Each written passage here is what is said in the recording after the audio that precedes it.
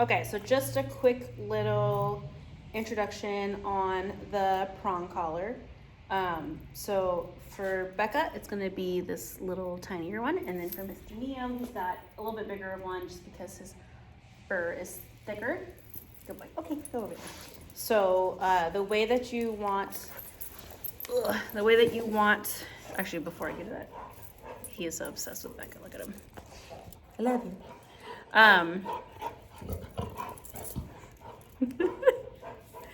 These look like scary, barbaric torture devices. That is not at all what they are. The way that they work is that they are kind of angled so that they never put, the prongs never put like direct pressure when you're pulling on the chain. They never dig into the neck or put direct pressure. So they're meant to just kind of, when you pull, they kind of just do more of like a pinching motion. And these little, the ends are rounded off. So they're not going to stab your dog. You can put a pretty good amount of force on them and they're still not going to make any types of punctures or anything like that. There are, of course, pictures that surface to the web of like injuries that these cause to dogs. Those are ones that are embedded, that have been left on for, you know, while the dog grows and the skin grows around them. That is never going to happen. I usually recommend them being only on when you're working with your dog, and not so much just whenever, just to kind of avoid the possibility of them getting, snagged on anything or anything like that. So when you want to put this on your dog, you are going to always take it apart. So any of these, let me get a little closer. Hey, leave him alone. Any of these prongs right here can be detached. Neo's trying to play with Bandit over there. He didn't want to play with you. Come here. Any of these prongs can be attached. So you want to separate the collar. So the way that you do that is you will push up on one of the prong parts, and then I kind of do like a pinching motion with the little like round part right here, so that those arches come up, and then you will grab them, squeeze those in to pop them out, and then you will wrap it around the neck and then just kind of reverse the process. So you'll squeeze those guys to match, this is hard to do with the reverse facing camera, to match them into the holes and pop them in like that. You never want to slide it over your dog's neck, so you don't want to stab them in the eyeball or anything like that. That's no fun. And when you put it on the dog, you will attach the leash to the loop that swivels. So this is just it's called the dead ring. Really the only purpose of that is kind of like a backup if you want to attach like a carabiner or something from the dead ring to their collar in case one of these pops off and you still have, you know, you're still attached to your dog. Fitting wise, and I'll kind of demonstrate with the big one too. It's the exact same thing except it's just bigger. So again, squeeze, push up on the prong, grab the little arches, pop out, bam, wrap it around your dog's neck, making sure that it's not tangled, and then voila. I would practice doing that with it off the dog before you attempt putting on your goofy babies. Hi.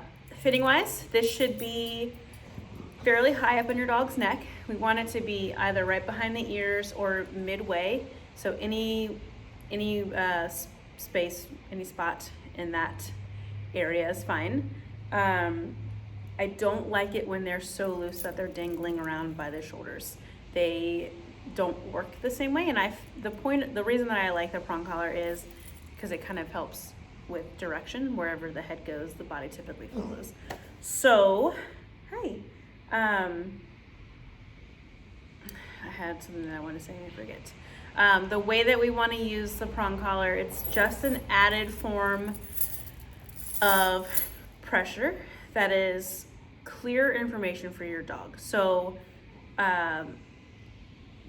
typically for training, I'm using just the slip lead. So just, you know, a regular leash that wraps around their neck. A lot of dogs, they will, because they've already been reinforced by pushing into things, they kind of ignore that. And I think dogs are more, I know that dogs are more in the moment. So they're not really thinking like this pressure on my collar is going to cut off my air supply and I'm going to pass out. I've seen that happen with dogs. They just choke themselves out. With the prong collar, because it is a little bit more of a discomfort, which is different than pain. We're not causing pain to our dogs, but it's more uncomfortable. It's new information, and they're like, oh, I felt that a little bit more. It kind of brings them back to reality. So you're able to give clear communication as far as pressure and pressure release to get your dog to do what you need to do. So I didn't just put this on and like expect them to know what it means. A prong collar does not train dogs. Training trains dogs how to, I guess I should say, how to walk politely.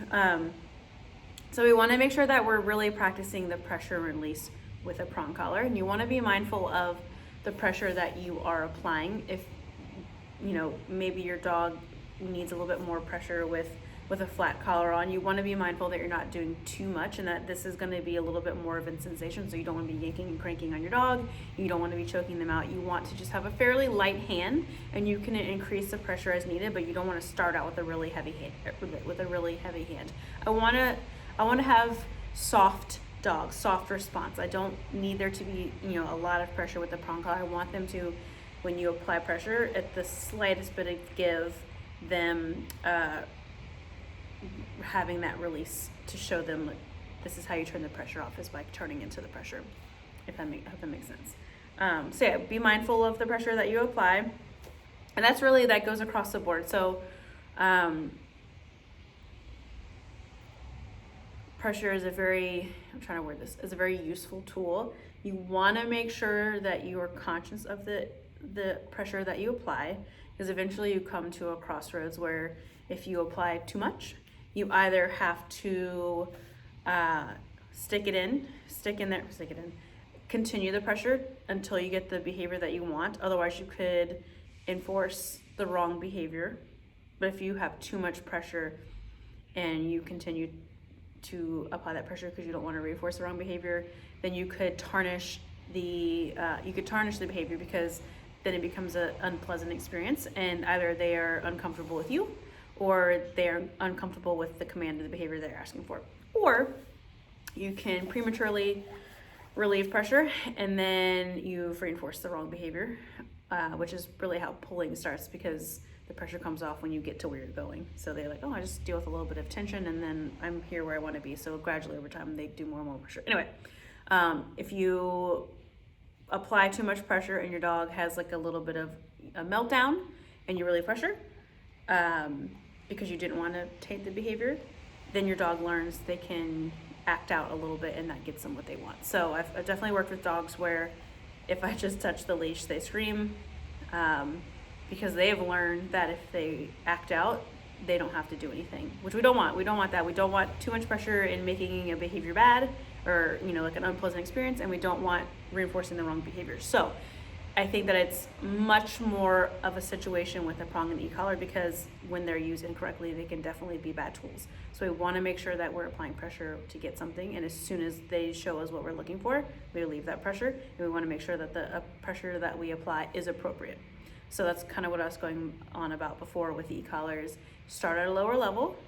You shouldn't really be able to tell that your dog feels it, and work your way up until you get the response, which is them doing the behavior. Hey, buddy.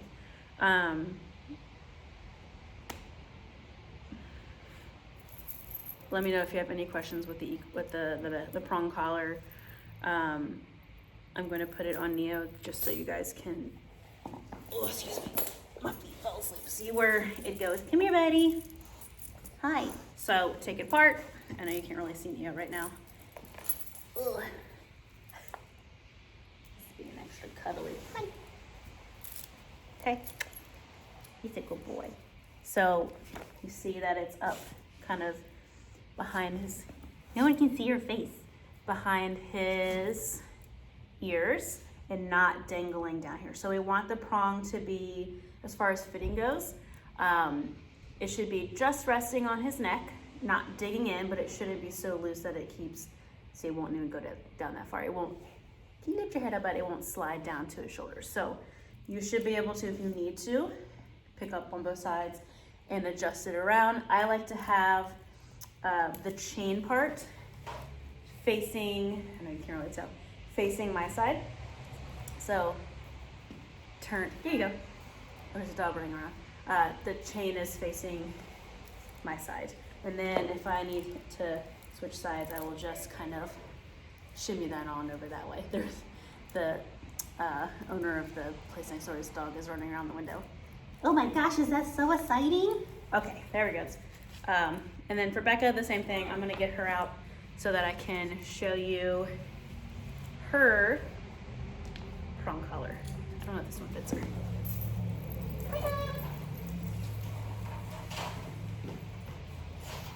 Move it, crazy.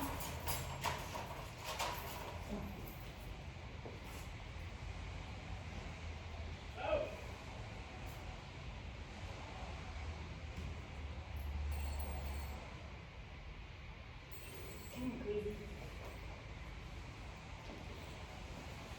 There we go. Yeah, get out of here. How about? Out. Thank you. So we have Miss Beccaroni, her prong collar. It's not too loose, not too tight. It's just right here by her, behind her neck. Neo is absolutely in love with Miss Becca. There we go. I know, you guys are matched made in heaven. Y'all should date. There you go.